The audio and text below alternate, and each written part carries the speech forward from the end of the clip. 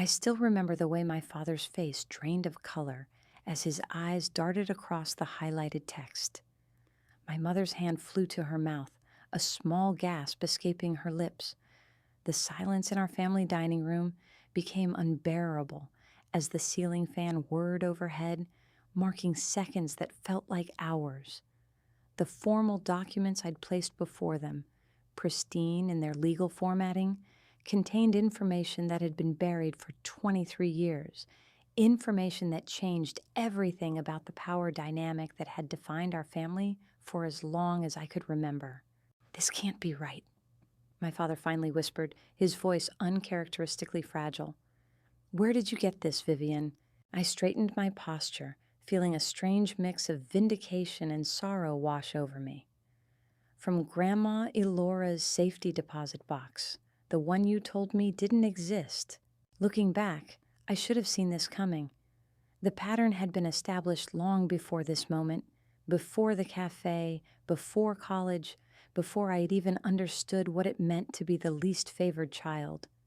But somehow, I'd still been blindsided by their audacity, the sheer entitlement of assuming they could simply take what I'd built with my own hands, my own sweat, my own tears, and hand it to my brother Thaddeus as if it were leftover dinner.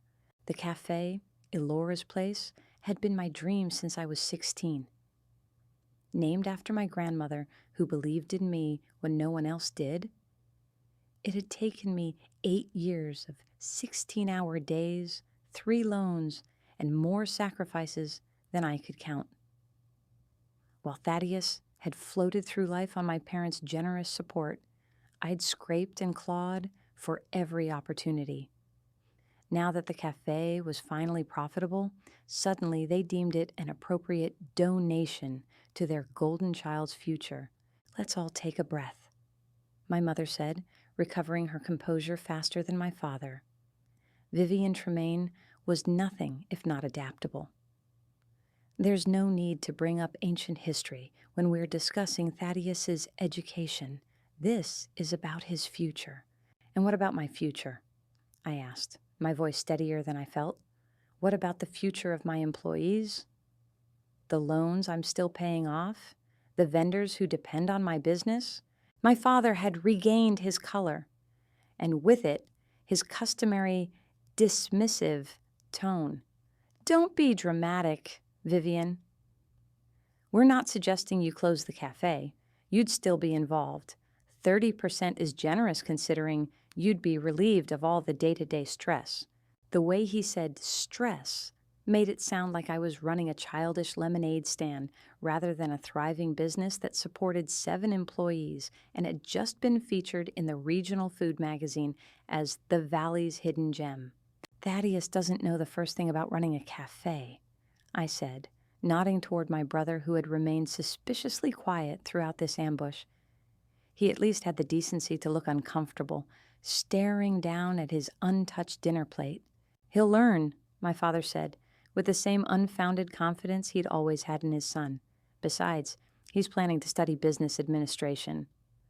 What better practical application than a ready-made business? I looked at my brother then, 20 years old, with our father's strong jaw and our mother's dark eyes.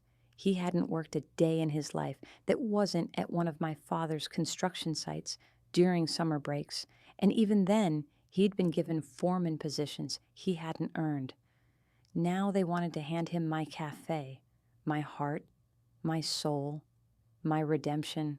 "This isn't happening," I said, sliding the documents back across the polished mahogany table that had witnessed countless family dynamics just like this one. "The cafe isn't for sale, especially not for the bargain price of nothing." My father's jaw tightened, a sure sign of the storm brewing. "This isn't a negotiation, Vivian. You've always been difficult, but this is about family. Sometimes sacrifice is required." "Funny how the sacrifice always seems to come from me," I replied, the bitterness seeping through despite my best efforts. "That's not fair," my mother interjected, though her eyes couldn't quite meet mine. "We've supported you in countless ways." "Name one," I challenged her, thinking of the 3 jobs I'd worked to put myself through culinary school after they'd declined to help with tuition, money they'd readily provided for Thaddeus's first attempt at college before he'd dropped out. My mother sputtered, grasping for examples that didn't exist. My father, never one to be backed into a corner, changed tactics. "The property the cafe sits on belongs to the family trust," he said, his voice dropping dangerously low. "We've allowed you to operate there, rent-free as a courtesy." I felt my blood run cold. That property was left to me by Grandma Laura. It's in her will. My father's smile didn't reach his eyes. The will was contested, as you know. The settlement placed it in the family trust, which I control. We've been generous in not charging you market rate for the space, but that arrangement can change. This was the threat I'd been waiting for, the sword that had hung over my head since I'd first opened Laura's place. They'd fought my grandmother's will with expensive lawyers I couldn't hope to match, resulting in a compromise that left them with control they shouldn't have had. But what they didn't know was that I'd been preparing for this moment. Grandma Laura had known her son, my father, better than anyone. She'd seen his manipulation of me, the golden child treatment of Thaddeus, the ways my accomplishments were minimized while my brothers were celebrated. Before she died, she'd left me more than just property. She'd left me truth. I tapped the documents I'd brought, the ones that had silenced them momentarily. "These papers certify that Thaddeus isn't your biological son." The words hung in the air like smoke. My brother's head snapped up, his face a picture of shock and confusion. My mother's carefully maintained composure cracked completely, tears immediately welling in her eyes. "That's a lie," my father growled, but the tremor in his voice betrayed him. "DNA doesn't lie," I said quietly. "Neither did Grandma Laura. She knew all these years that Mom had an affair with Uncle Preston. She kept the secret to protect this family, but she made sure I would have protection too, if I ever needed it." My brother pushed back from the table violently, his chair scraping against the hardwood floor. "What are you talking about?" "Mom, what is she saying?" My mother couldn't speak through her tears. My father looked like he might be sick. I felt no joy in this revelation, no triumph in watching their carefully constructed family narrative crumble. But I felt something else. Power. For the first time in my life, I held the cards. "Here's what's going to happen," I said, gathering my things.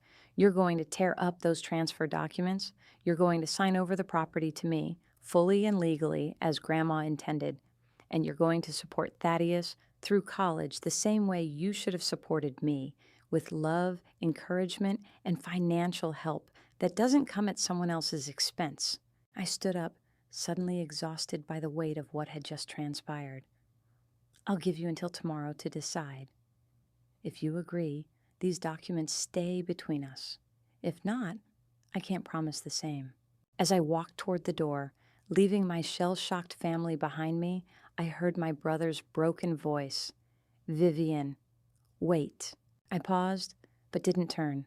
I couldn't bear to see his face, couldn't stomach the idea that he too was a victim in this mess, albeit in ways he was only beginning to understand. "Did you know?" he asked. "All this time, did you know?" I closed my eyes, remembering the day I'd opened Grandma Laura's letter, the day everything I thought I knew about our family had shifted beneath my feet. "Not always," I answered honestly, "but long enough to understand why things were the way they were, long enough to stop blaming myself for not being enough." With that, I stepped out into the cool evening air, uncertain of what tomorrow would bring, but sure of one thing. I would never again allow my worth to be determined by people who had lied about something so fundamental for so long. My cafe would remain mine, and perhaps, just perhaps, we could build something new from the ashes of the family mythology that had just gone up in flames. Driving home that night, my hands trembled against the steering wheel. The rain that had started to fall matched my mood. a cleansing downpour after years of drought. I hadn't wanted to use Grandma Alora's final gift this way. I'd hoped to never need it at all. But my parents had forced my hand with their latest attempt to prioritize Thaddeus at my expense. The truth about my brother's paternity wasn't something I'd discovered by accident. 3 years ago, when Grandma Alora was in the final stages of cancer, she'd called me to her bedside alone. She'd handed me a key and whispered coordinates to a safety deposit box, making me promise not to access it unless I was backed against a wall with no other way out. I'd honored that request, letting the key gather dust in my jewelry box through countless family disagreements and slights. Only when I'd overheard my father telling my mother about his plan to transition the café to Thaddeus did I finally retrieve the key. The safety deposit box had contained birth certificates, old letters between my mother and Uncle Preston, and most damning of all, DNA test results Grandma had secretly commissioned years ago.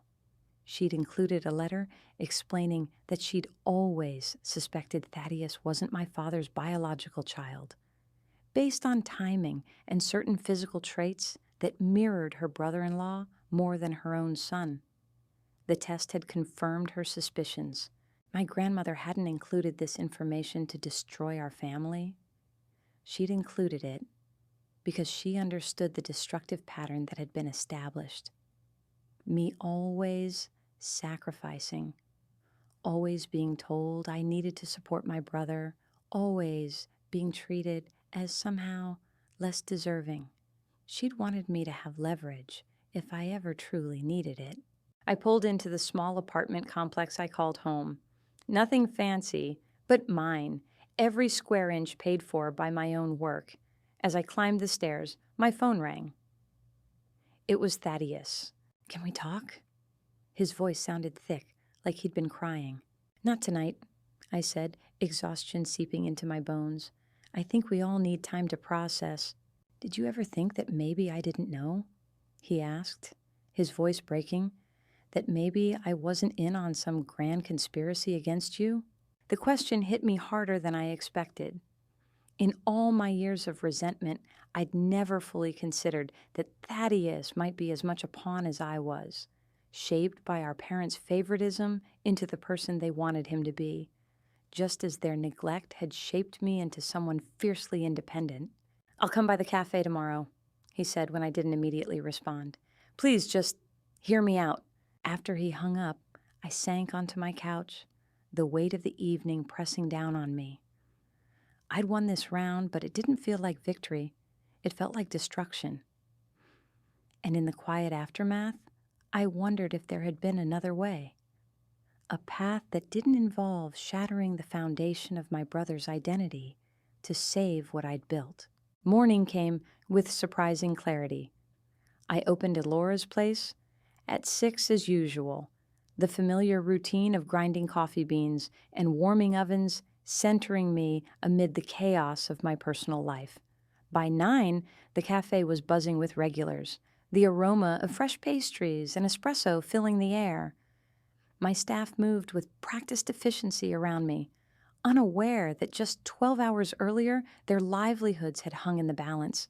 Thaddeus arrived just after the morning rush, looking like he hadn't slept. He'd always been handsome in that effortless way that seemed another gift from the universe. Dark hair that fell just so, eyes that crinkled at the corners when he smiled, our mother's elegant cheekbones. For the first time, I looked at him and saw Uncle Preston in the shape of his jaw, the set of his shoulders. "Can we talk somewhere private?" he asked, his voice low. I nodded toward my small office in the back, telling Margot, my assistant manager, to cover the front. Once the door closed behind us, the professional mask I'd worn all morning slipped. "I'm sorry about last night," I said, surprising myself with the apology. "That wasn't how you should have found out." Thaddeus ran a hand through his hair, a nervous gesture I recognized from our childhood. "Is it true? Did you have the DNA tested? Grandma did, I confirmed. Years ago. The results are conclusive.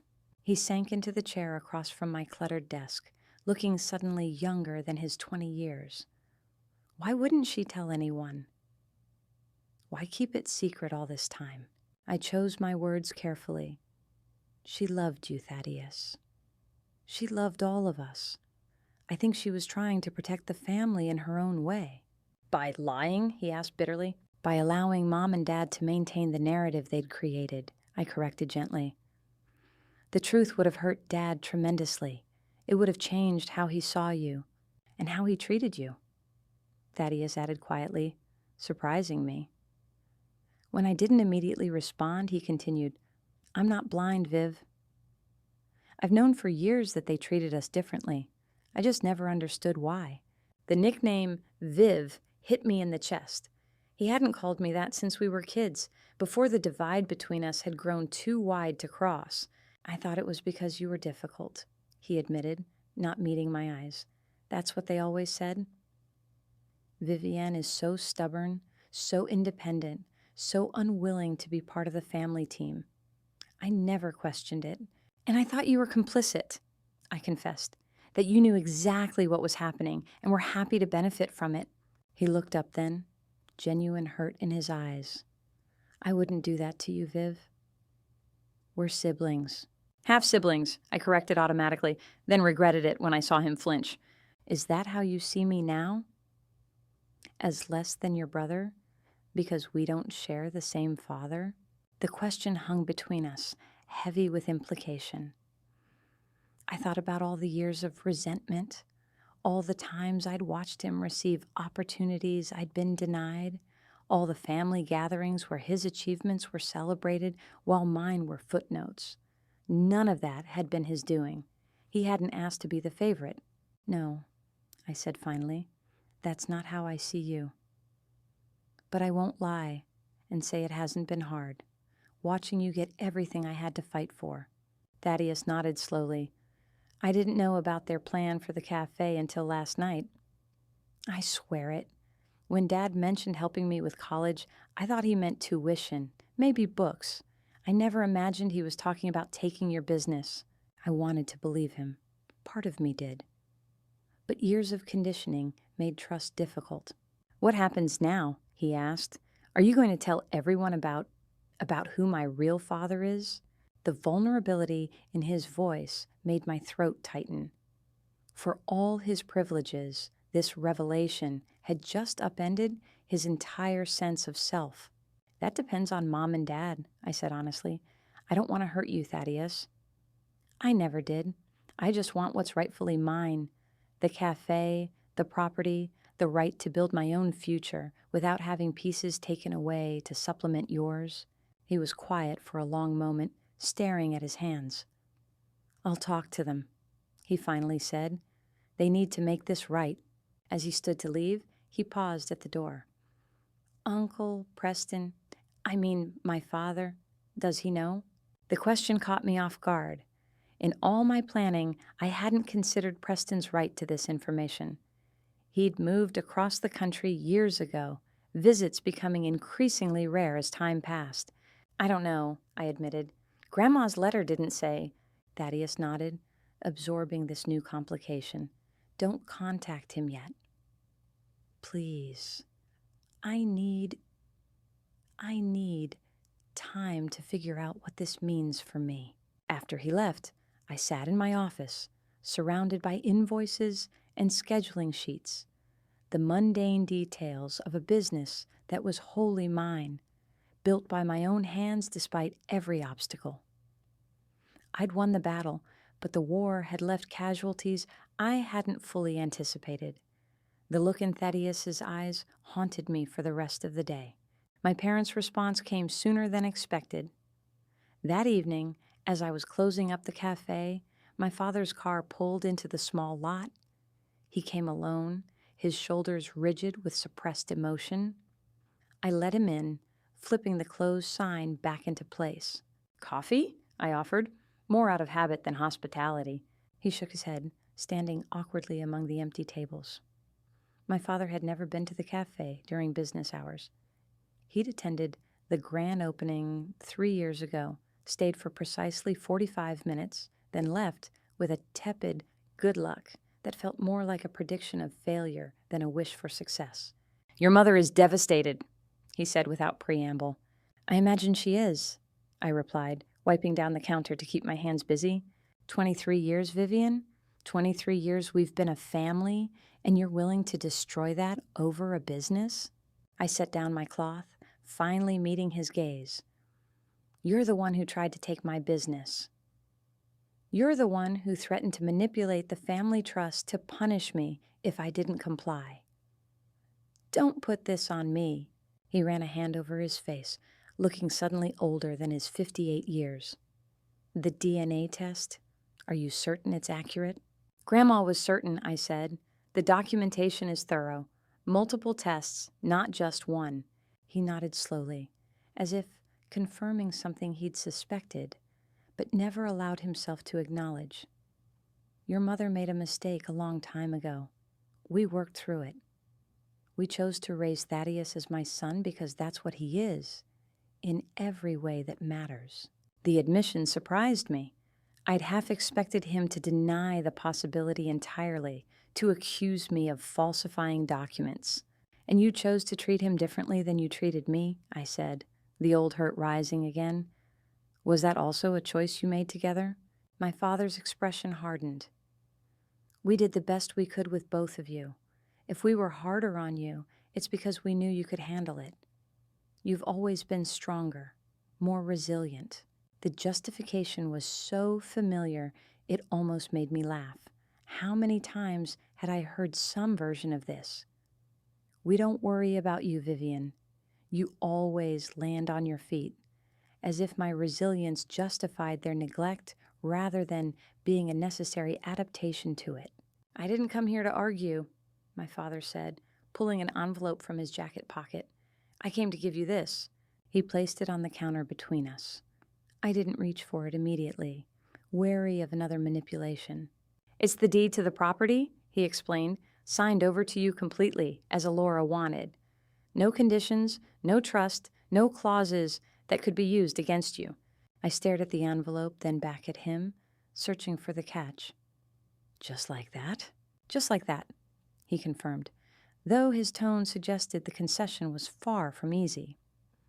"Your mother and I have also agreed to sell some investments to cover Thaddeus's education. The cafe won't be involved."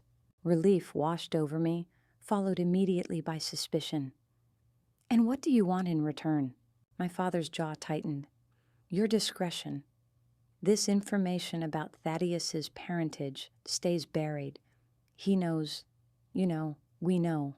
That's enough." I nodded slowly. It was a fair request, one I'd already intended to honor for my brother's sake. "There's one more thing," my father added. "Sunday dinners, once a month, the four of us." This request surprised me more than the property deed. We hadn't had regular family dinners since I'd moved out at 18. "Why?" I asked, genuinely confused. Something like regret flickered across my father's face. "Because your mother asked for it. Because despite everything, we're still family. And because some things, once broken, needed intentional repair." I thought about declining, about telling him it was too little, too late. But the deed in front of me represented more than property. It was an acknowledgement, however reluctant, that I deserved to keep what I'd built. Perhaps that was a foundation upon which other acknowledgments could be constructed. "Once a month," I agreed cautiously, "but at neutral locations, not your house. And if it becomes about comparing me to Thaddeus or subtle digs about my choices, I'm out." My father nodded, extending his hand to seal the agreement. As we shook, I noticed how similar our hands were. The same long fingers, the same prominent knuckles. Whatever the truth of Thaddeus's paternity, my own was never in question. I was Harrison Tremaine's daughter in blood and bone, if not always in heart. After he left, I opened the envelope with shaking hands, confirming that the deed was legitimate, the signatures valid, the property and by extension, my business, was finally, legally, unquestionably mine. The victory should have felt sweeter than it did.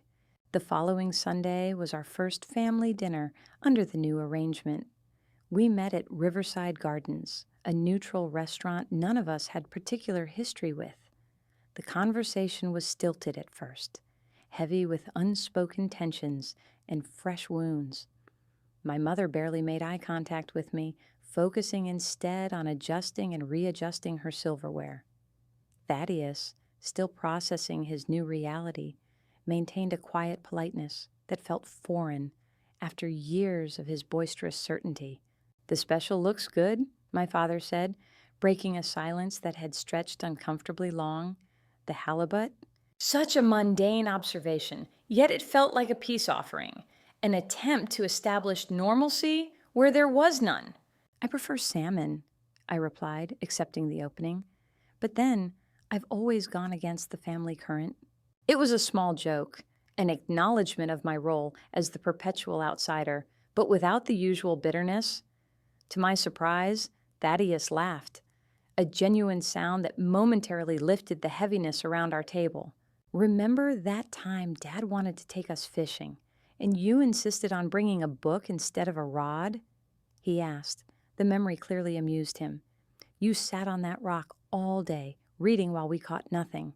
"I caught something," I corrected, the memory returning with unexpected clarity.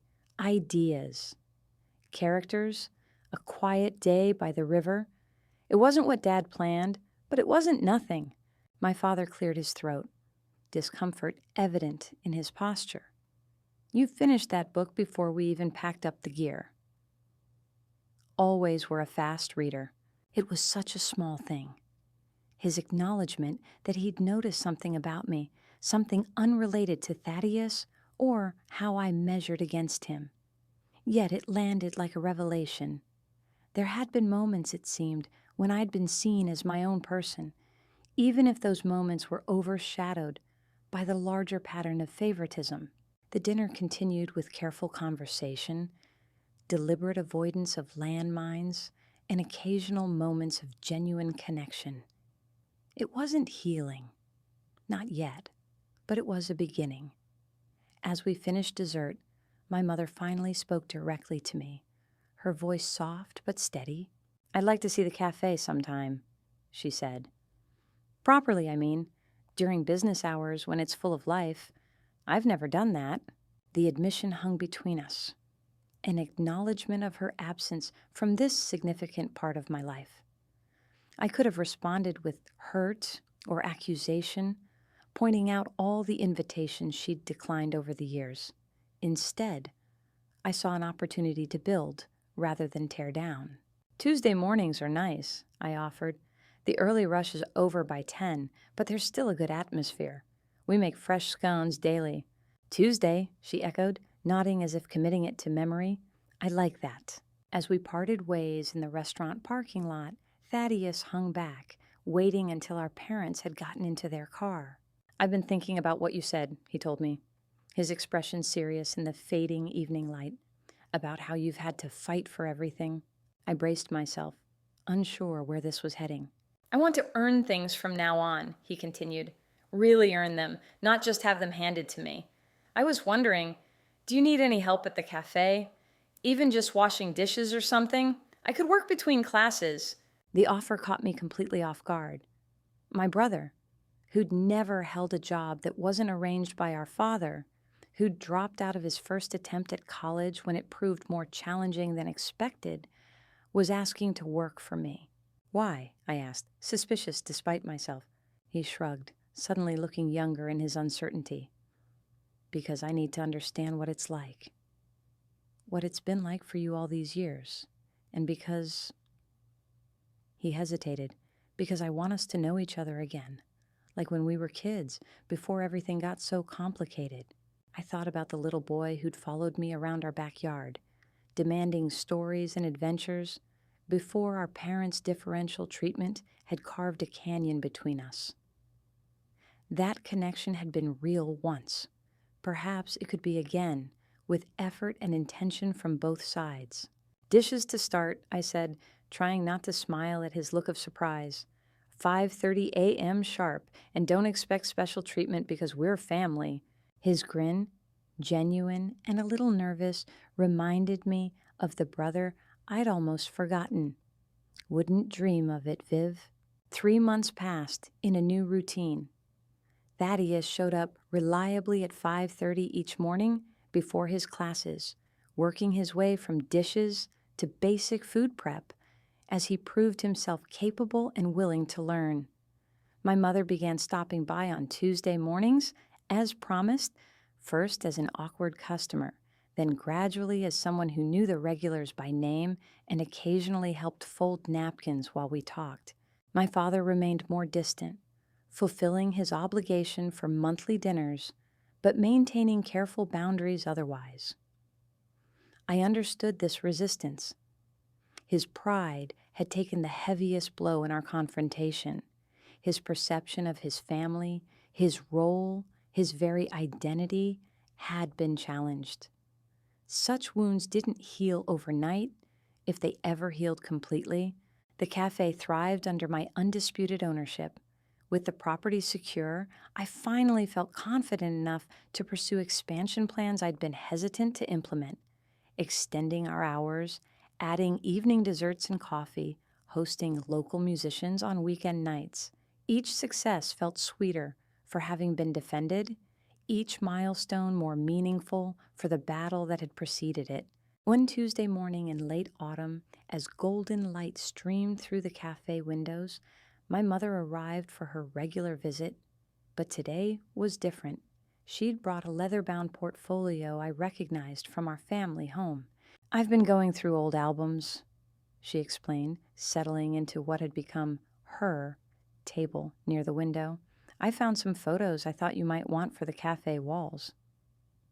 Family history. I sat across from her, surprised by the gesture. She opened the portfolio, revealing black and white photographs I'd never seen before. Grandma Alora, as a young woman standing proudly in front of a small diner, her apron crisp and her smile confident. "Your grandmother's first business," my mother explained, "before she met your grandfather.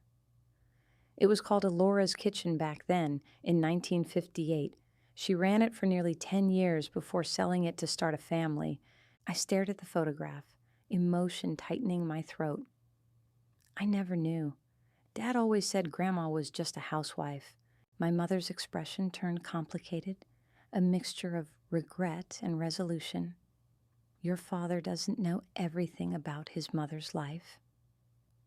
Elora and we had our own relationship, separate from him. She shared things with me that she never told him. This revelation shifted something in my understanding of our family dynamics. Like what? My mother traced the edge of the photograph, gathering her thoughts. Like how much she regretted giving up her business, how she never fully felt like herself afterward. Always someone's wife or someone's mother, but rarely just Elora. She looked up at me then, her eyes damp. She saw herself in you, Vivian. Your determination, your independence. She was so proud of this place. The cafe bustled around us, customers chatting, espresso machines hissing, staff calling out orders, all of it evidence of what I'd built, what I'd protected. And now, with this photograph, I understood it was also a legacy continued, a thread connecting me to the grandmother who'd believed in me. "There's something else," my mother said, her voice dropping, "something I should have told you years ago." I tensed, bracing for another family secret, another revelation that might reshape what I thought I knew. "The reason your father has always been harder on you, expected more from you, pushed you away when you needed support." She paused, visibly struggling with her words. "It's because you remind him of himself. Of all the explanations I'd imagined over the years, this had never been one of them." "What do you mean?" "Harrison came from nothing," my mother explained. "His father left when he was young. He worked 3 jobs to put himself through engineering school. Everything he has, he built himself, just like you've done with this cafe, I shook my head, confused by this parallel I'd never seen. But that doesn't make sense. If we're so similar, why would he undermine me? Why favor Thaddeus? My mother's eyes filled with tears she didn't try to hide. Because Thaddeus needed him in ways you never seemed to. And because watching you struggle reminded him of his own hardships. Hardships he wanted to protect his children from. He thought he was helping you by pushing you to be self-sufficient, not realizing he was making you feel unwanted. The explanation didn't erase years of hurt, but it offered a perspective I'd never considered, that my father's treatment of me might have been rooted in misguided love rather than preference for Thaddeus. Does he know? I asked. About Grandma's diner? My mother shook her head. Elora never told him. She didn't want him to feel that she'd sacrificed her dreams for him, but she told me, and she made me promise that if you ever showed the same spark, I wouldn't let you give it up like she did. I looked around at the cafe, at Elora's place, feeling the weight of this lineage I hadn't known I was carrying. And yet, you almost let Dad take it away from me. My mother's face crumpled with shame. I was a coward. After what happened with Preston, I lost my voice in our marriage. I let your father make decisions I should have fought against. It's no excuse, but it's the truth. The mention of Uncle Preston, Thaddeus's biological father, brought our complicated family history back into sharp focus. Have you told him? Preston, I mean. She shook her head again. He suspects, I think. He's always shown special interest in Thaddeus, even from a distance. But no, we've never discussed it directly. I thought about my brother, working diligently in my kitchen, learning the business from the ground up, transforming himself through honest effort. Thaddeus deserves to know him if he wants to. 23 years is a long time, but not too long. My mother nodded slowly, accepting this truth. I'll talk to your father about it. It should be Thaddeus's choice, but we need to prepare Preston first. As she gathered the photographs, promising to have copies made for the cafe walls, I realized we were building something new amid the ruins of old family myths, something more honest, more equal, more true. The foundations had been cracked by secrets and favoritism, but perhaps what would rise in their place could be stronger for having weathered the breaking.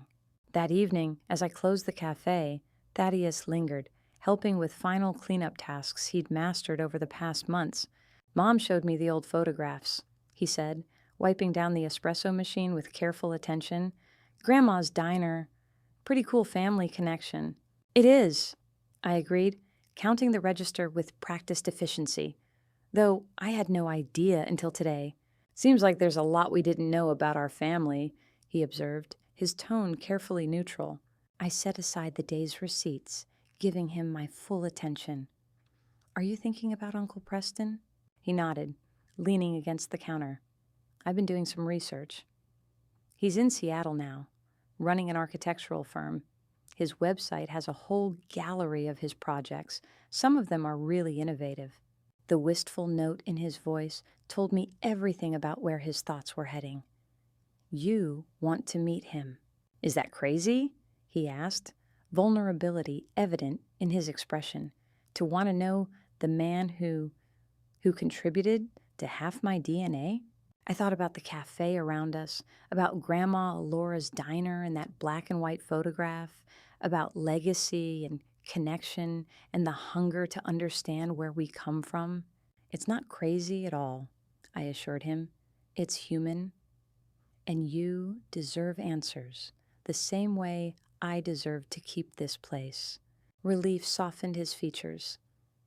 I haven't told Mom and Dad yet. I wasn't sure how they'd take it. One step at a time, I advised.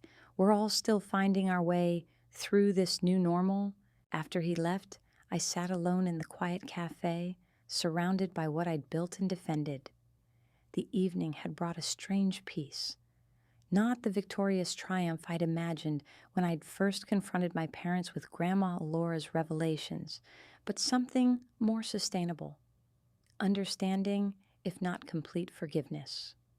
Context, if not excuse. I pulled out my phone and opened my calendar, scrolling to Sunday's date. Our monthly family dinner was approaching, the fourth since our confrontation, each one slightly less strained than the last. I added a note to bring dessert from the café, choosing to contribute rather than simply attend. Small gestures, building towards something I couldn't yet name but could begin to imagine. A family defined by choice and effort rather than obligation and resentment. The months continued to unfold in this new pattern. Work at the cafe, expanding business, cautious family reconnection. Thaddeus flourished in both his studies and his part-time work, developing a surprising talent for creating specialty coffee drinks that quickly became customer favorites.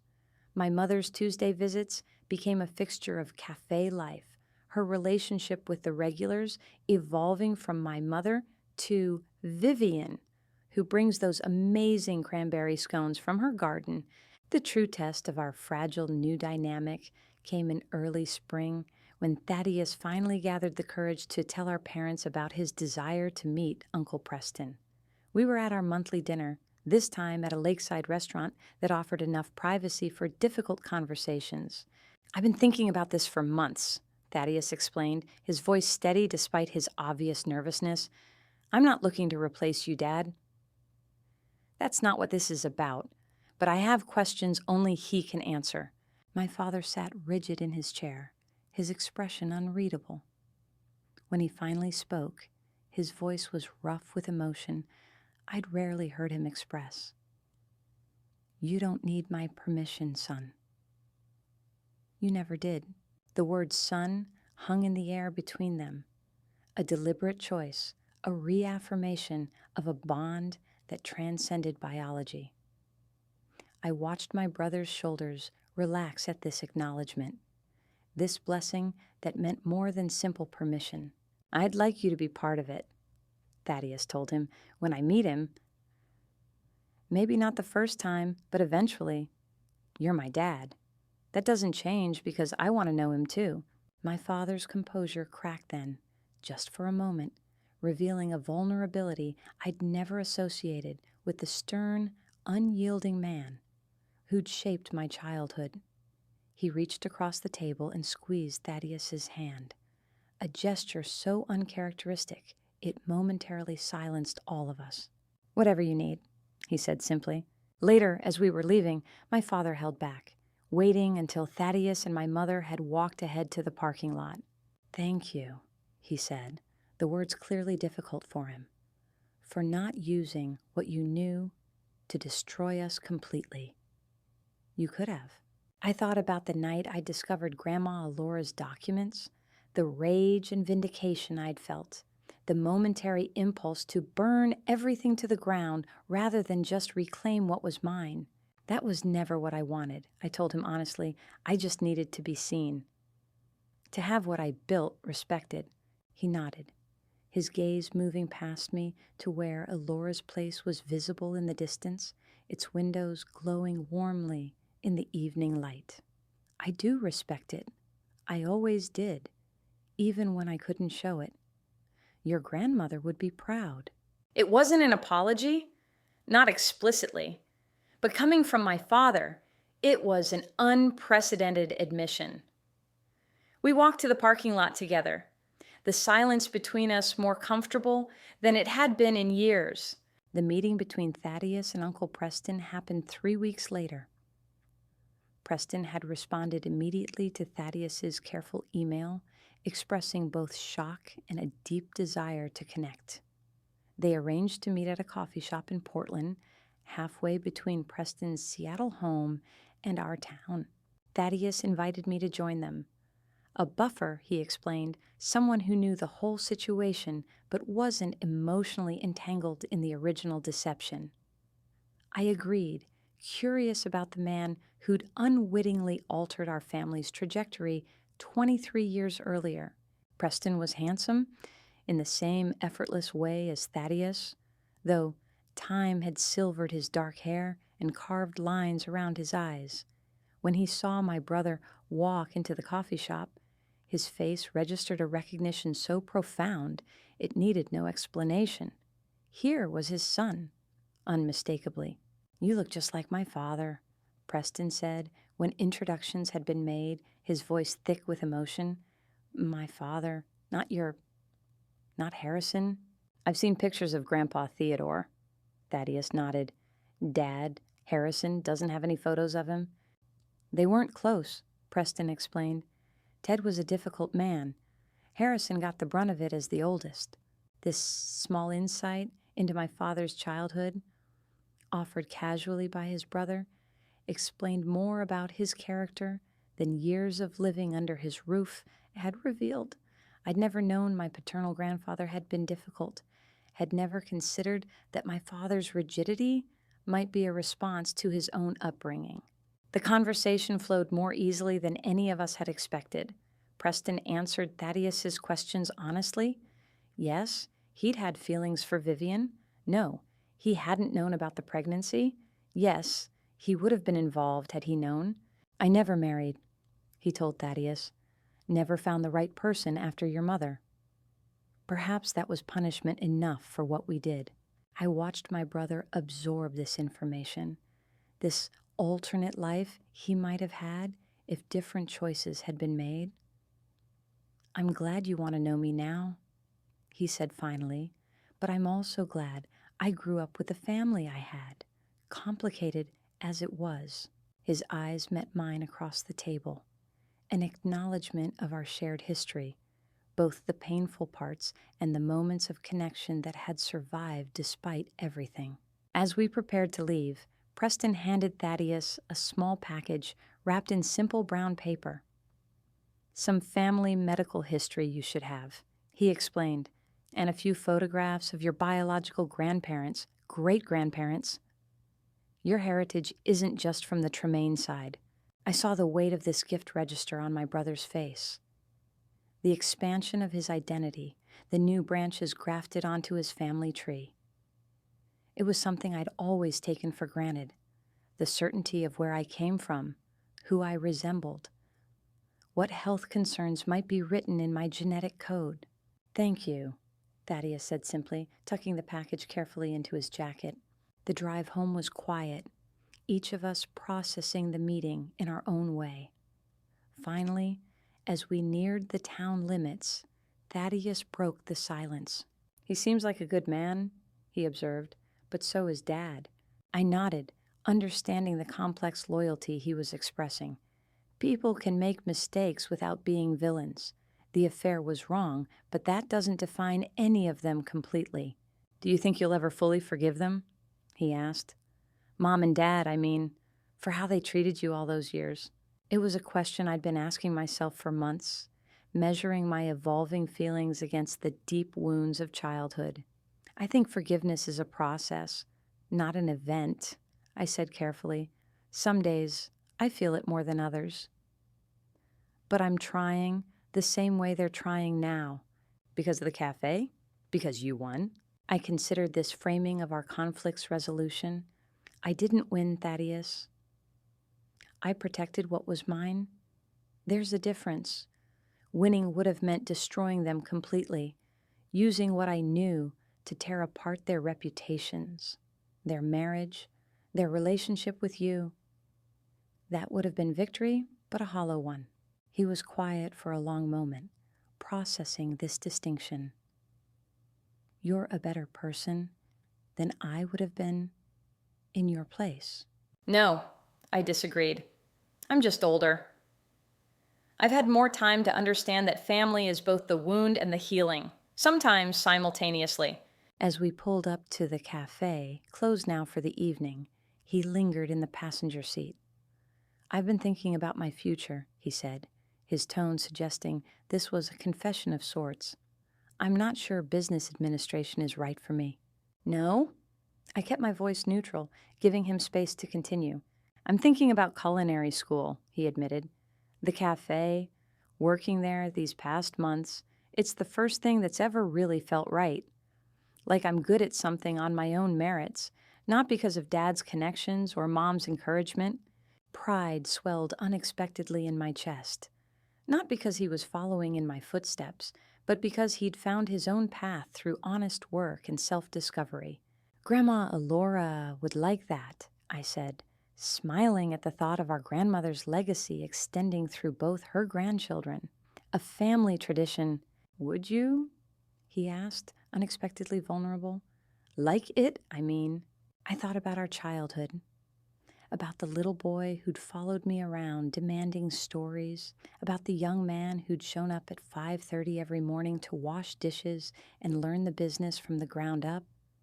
I thought about second chances and new beginnings and the family we were rebuilding from the rubble of old patterns. I would, I told him honestly, but only if it's truly what you want, not what anyone else wants for you.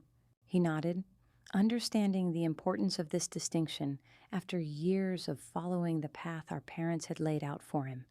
It is. For the first time, it really is. 1 year after the night my parents had ambushed me with transfer documents for my café, we gathered for a very different kind of family dinner. This time, it was in Alora's place, after hours, the tables rearranged to create one long setting down the middle of the room. Photographs of Grandma Alora's original diner now hung proudly on the walls, alongside newer images of the cafe's growth and success. My mother arrived early, bringing flowers for the tables and helping with final preparations. My father came bearing a bottle of champagne, an uncharacteristically festive choice that signaled his acceptance of the occasion. Thaddeus was already there, of course, having worked the closing shift before changing into cleaner clothes for dinner. The final guest arrived precisely on time. Uncle Preston, visiting from Seattle to attend Thaddeus's culinary school acceptance celebration. The dynamics were still awkward in moments, undercurrents of old wounds and new alliances, shifting beneath polite conversation.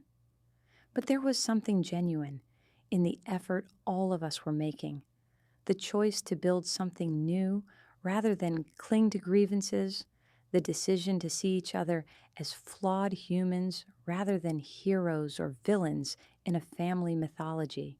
As we took our seats, my father raised his glass in an unexpected toast.